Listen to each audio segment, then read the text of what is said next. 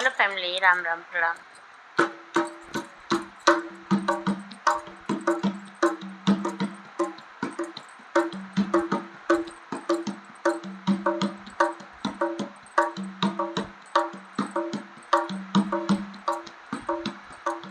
लाल चुनर गोटेदार मैया का देखो ओढ़नी। लाल चुनर गोटेदार मैया का देखो ओढ़नी। मैया का देखो ओढ़नी, मैया का देखो ओढ़नी। लाल चुनर गोटेदार मैया का देखो ओढ़नी। लाल चुनर गोटेदार मैया का देखो ओढ़नी।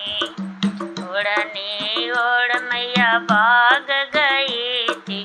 ओढ़नी ओढ़ मैया भाग गई थी। मलिया बोले ला जय जयकार मैया का देखो ओढ़नी।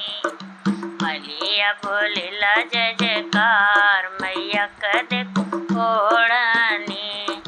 लाल चुनर गोटेदार मैया का देखो ओढ़नी।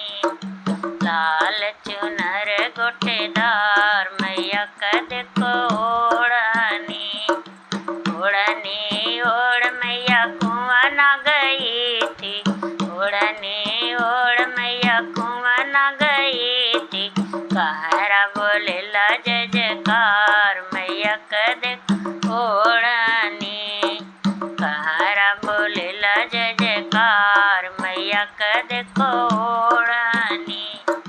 लाल चुनर गोटेदार मैया का देखो ओढ़नी।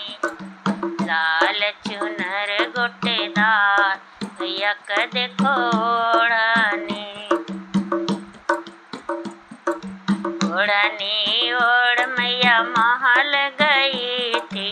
ओढ़नी ओढ़ मैया महल गई थी।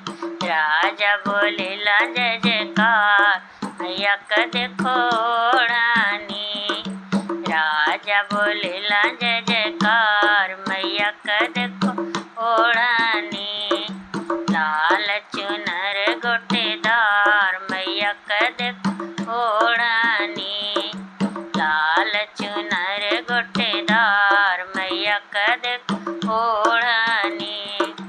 ओढ़नी ओढ़ मैया मंदिर गई थी।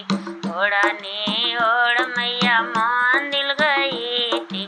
भक्त बोले ला जय जयकार मैया का देखो ओढ़नी। भक्त बोले ला जय जयकार मैया का देखो ओढ़नी। लाल चुनर गोटे